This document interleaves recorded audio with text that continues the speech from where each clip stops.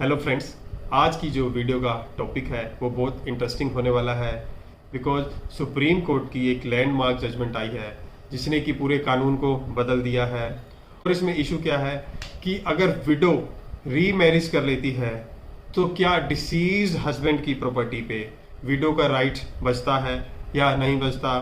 और जो window remarriage करती है और उस रीमैरिज से जो फर्दर आगे बच्चे होते हैं उनका भी राइट उस प्रॉपर्टी पे बनता है या नहीं बनता। और इस केस में ऑनरेबल सुप्रीम कोर्ट के सामने यही दो क्वेश्चन रखे गए मेन डिसाइड करने के लिए। इसमें क्वेश्चन और भी थे बट यही दो मेन क्वेश्चन थे कि क्या विडो का रीमैरिज के बाद भी प्रॉपर्टी पे राइट बनता है या नहीं बनता, और रीमैरिज से जो बच्चे होते हैं उनका भी प्रॉपर्टी पे कोई राइट बनता है या नहीं बनता। तो आइए स्टार्ट करते हैं आज की video. Welcome to my channel law aware. अगर आपको ये वीडियो अच्छी लगे तो प्लीज सब्सक्राइब माय चैनल, क्योंकि हमारे चैनल का जो मोटिव है कानूनी ज्ञान को सिंपल लैंग्वेज में लोगों तक पहुंचाना है। क्योंकि जो समय समय पे लेटेस्ट अपडेट्स आते रहते हैं, जजमेंट आते रहते हैं, कानून बदलता रहता है, तो वो सिंपल लैंग्वेज में आसानी से लोगों तक पहुंच सके। अगर आपको ये वीडियो अच्छी लगे तो please like and share the video. आइए स्टार्ट करते हैं आज की वीडियो। सुप्रीम कोर्ट की जो लेटेस्ट जजमेंट आई है 9 अप्रैल 2024 की, इसमें ऑनरेबल सुप्रीम कोर्ट ने ये डिसाइड किया है कि क्या जो विडो है रीमैरिज कर लेती है तो उसमें उनका प्रॉपर्टी का राइट मिलेगा या नहीं मिलेगा, और उसके आगे आने वाले बच्चों का राइट मिलेगा या नहीं मिलेगा। तो आइए जान लेते हैं इस केस के फैक्ट्स क्या है। इस केस में जो हस्बैंड की डेथ हो जाती है और हस्बैंड कोई भी विल बना के नहीं जाते हैं, तो इस केस में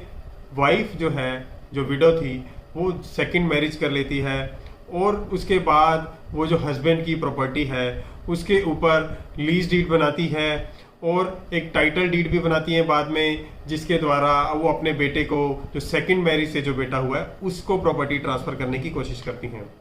अब उसके बाद जो फर्स्ट मैरिज से जो बेटा है वो ऑब्जेक्शन करता है और प्रॉपर्टी में शेयर नहीं देता। उससे एग्रीव्ड होके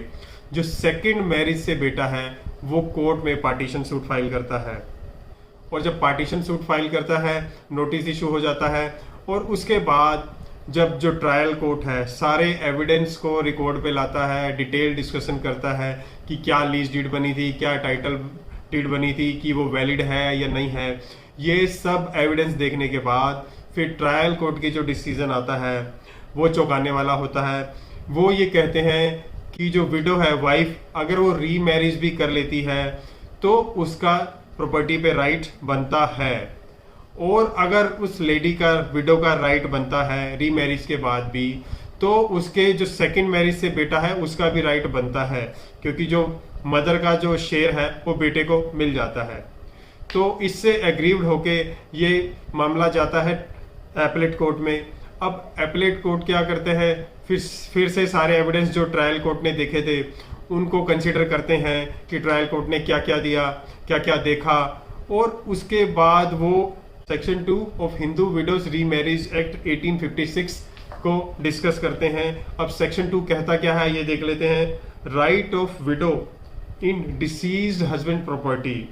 टू सीज ऑन रीमैरिज। अब जो सेक्शन 2 ये कहता है कि अगर विडो रीमैरिज कर लेती है तो उसके जो डिसीज हस्बैंड की प्रॉपर्टी पे राइट है वो खत्म हो जाते हैं। इसके बेसिस पे जो एपलेट कोर्ट ने डिसाइड किया कि जो विडो है उसको प्रॉपर्टी नहीं मिल सकती, क्योंकि बिकॉज जो हस्बैंड की प्रॉपर्टी है वो हस्बैंड के नेम होती है और वो कोई विल बना के भी नहीं जाते। तो इस बेसिस पे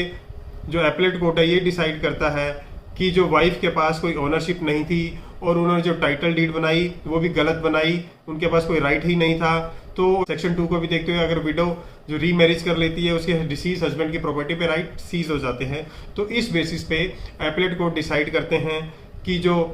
विडो का प्रॉपर्टी पे राइट नहीं बनता, अगर विडो का ही राइट नहीं बनता तो उसके बेटे का कहाँ से बनेगा। उसके बाद जो एग्रीव्ड पर्सन सेकंड मैरिज से जो बेटा होता है वो हाई कोर्ट में केस फाइल करता है, और हाई कोर्ट भी सारे केस को ध्यान से देखते हैं, फैक्ट्स को देखते हैं, और जो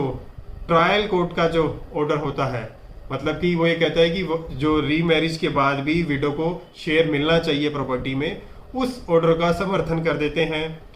और ट्रायल कोर्ट के ऑर्डर को वैलिड घोषित कर देते हैं, और जिससे कि सेकंड मैरिज के बाद भी विडो का प्रॉपर्टी पे राइट खत्म नहीं होता, ये रीजनिंग देते हैं। और विडो को अगर राइट है तो उसके जो सेकंड मैरिज से बेटा हुआ उसका भी राइट बनता है। अब इसके बाद जो ये केस ऑनेबल सुप्रीम कोर्ट में आ जाता है और ऑनेबल सुप्रीम कोर्ट अपनी पुरानी जजमेंट को भी रेफर करते हैं और section 2 of Hindu widows remarriage act का भी डिस्कस करते हैं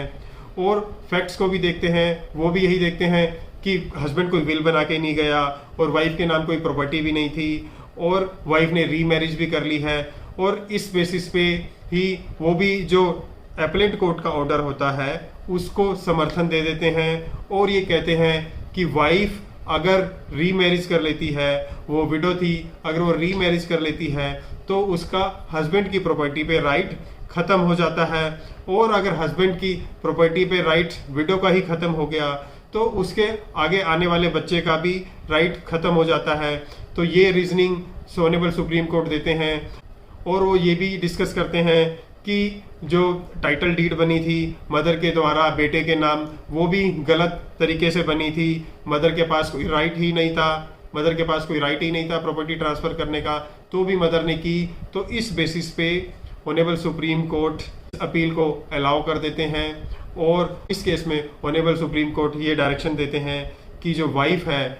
जो विडो है, रीमैरिज कर लेती है तो उसका डिसीज हस्बैंड की प्रॉपर्टी पे राइट खत्म हो जाता है। Thanks for watching.